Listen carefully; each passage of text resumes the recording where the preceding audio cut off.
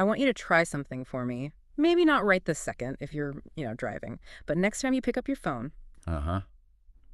open your favorite app, Instagram, TikTok, whatever, and just scroll. Look at the first 10 posts and ask yourself a question. How many of these people do I actually follow? Exactly. I did it this morning, and it was wild. I think I knew 2 of them. It's a jarring realization, isn't it? That your feed isn't really yours anymore. It used to be. It was like a digital address book. My friends, my family, a band I liked. Now it's a guy I've never seen before teaching me about Roman concrete. And the crazy thing is, I'm watching it. You are. And that feeling that, why am I seeing this? And also, why can't I look away? That is the sound of the entire internet changing its operating system. Whoa. We're basically watching the death of the follower count as the thing that matters most. That's a huge statement. For a decade, that number was everything. It was social currency. It was clout. It was. But today we're doing a deep dive into this piece called the conversion engine, beyond the algorithmic feed. And its core idea is going to shake some people up. Okay. It argues the game has changed from who follows you to what you engage with. And more importantly, why going viral might be, well, completely worthless. Worthless. 1 million views is worthless. It can be if you don't have the right plumbing installed behind the scenes. Plumbing, I love that. So we're talking about digital plumbing today. Sounds way more important than just virality. We are talking about building a conversion infrastructure because just posting and hoping for the best, those days are over. Okay, let's get into it because I'm really excited about this first part. The idea that the little guy can actually win now. It's the great democratization of attention. Yeah.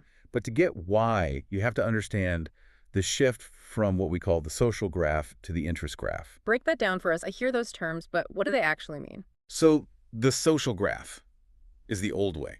Think Facebook, maybe 2012. You see what your friends post because you're connected to them. The platform assumes you're interested. Which, let's be honest, wasn't always true. I don't need to see 400 pictures of my high school lab partner's cat. Exactly. It was a network based on who you know.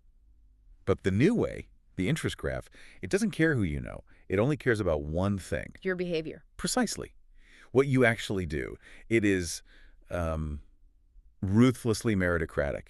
Do you watch the whole video? Do you read the comments? Do you save it? Do you send it to a friend? So if the content is good, it flies. If it's boring, the algorithm just buries it, even if you have 1 million followers. That's it. And here's the stat from the source that just blows my mind. It is now entirely possible for an account with, say, 1,000 followers, or even fewer, to get 1 million views on one post. That's the gold rush feeling, right? That's why everyone's making reels. You don't need years to build an audience. You just need one good idea. It is the dream. But, and here's where I have to pour a little cold water on the party, visibility is easier to get, but it's also, well, cheaper. Cheaper in value. In value, yes. Uh-huh. We're confusing vanity with utility. Yeah. You asked earlier, is loyalty dead? Well, in a way, yeah. The platform cares more about relevance than connection. Because it just wants to show me something I'll watch for 10 seconds. Right. And the source warns that while getting seen is easier, getting someone to actually do something to convert, that's the hard part now. Okay, let's talk about that. The viral trap. Because I see this all the time. A small brand posts a reel, it explodes, comments are going wild. They think they've made it. They're popping the champagne. Then they check their sales for the day, and it's crickets. Tumbleweeds. It happens constantly. How can you have 100,000 people looking at you and 0 people buying from you? Because you have to remember who the algorithm works for. And, spoiler, it's not you. It works for the platform. Its only job is to keep people on the app. Exactly. Yeah. Your video is doing a great job keeping people entertained on their property. So the algorithm says, great, here, have more views. But the moment you try to take those people off their property, It hates that. it absolutely does not help you with that. So all those views, all those profile visits, Yeah. they're vanity metrics. They feel good, but they don't pay the rent. It's like having a billboard in Times Square, but your store is in a basement in New Jersey with no address. That is a perfect analogy.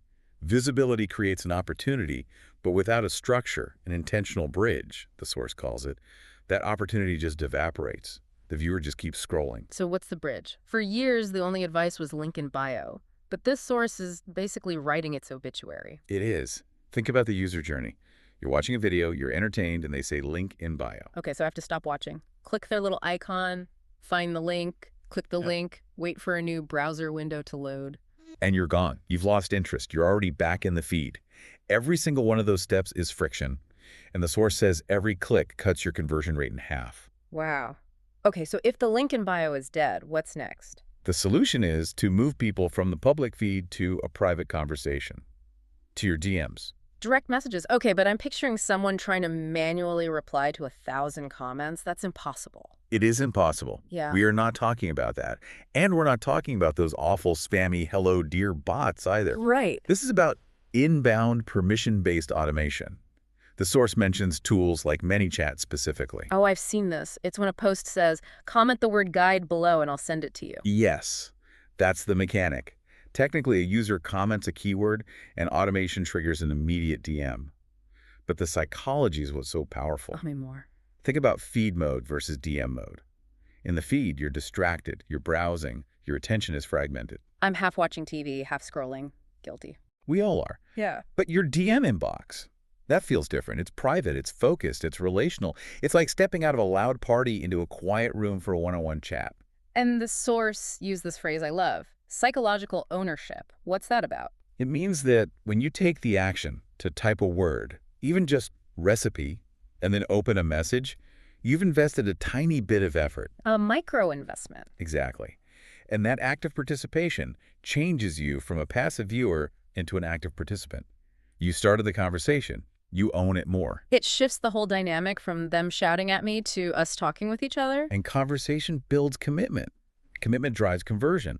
The open rates on these DMs are they're staggering compared to email or anything else. This makes so much sense. It feels like good customer service, even though I know it's a bot. It just solved my problem instantly. It came to you. You didn't have to hunt for it. Right. So we have this idea of infrastructure. It sounds a little, I don't know, heavy. What does it actually look like to build this? Think of it like a lemonade stand versus a vending machine. Okay. A lemonade stand needs you there, pouring every cup. If you walk away, the business stops. A vending machine works while you sleep. I will take the vending machine, please. This conversion infrastructure is the vending machine. It's what happens after that first DM. So for example, say you're a fitness coach. Okay. You post a client transformation. The caption says, comment ECT for my method. Someone comments. The DM doesn't just say, here's my website.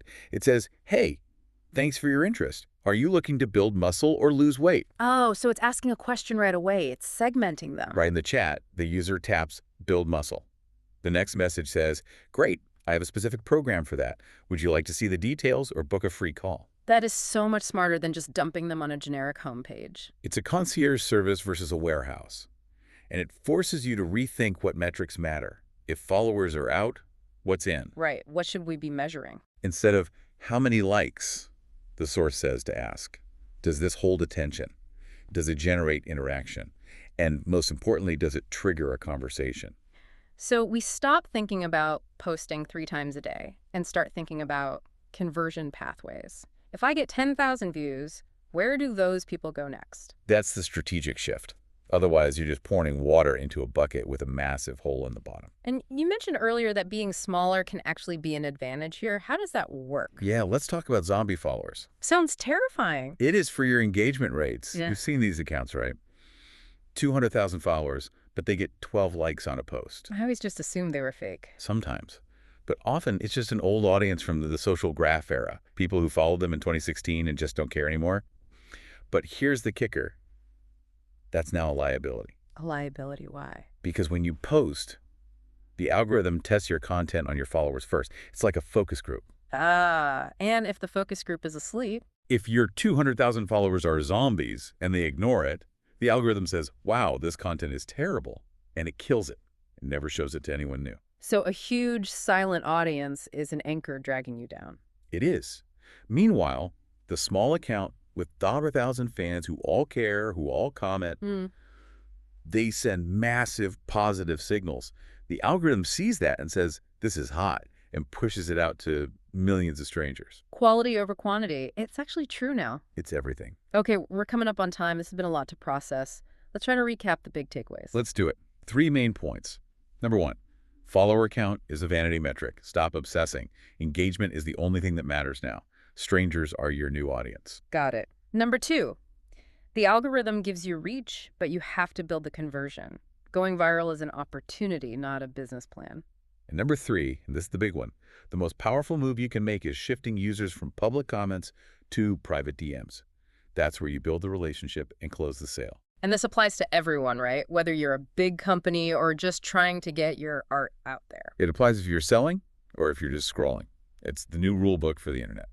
So before we sign off, I want to leave everyone with one final thought to chew on. Okay. We've talked about how the algorithm is this magical thing that can give you 1 million views, but we also know it's a black box. It can change tomorrow. You have zero control over it. So here's the question. If the algorithm changed tomorrow and your reach went to 0, what do you have that you actually own? That is the critical question.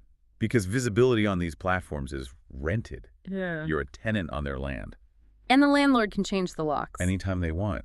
But the conversation, that list of people you're talking to in DMs, and especially the email list you build from those conversations, that's owned. Rented versus owned. You're moving people from rented land to property you actually own.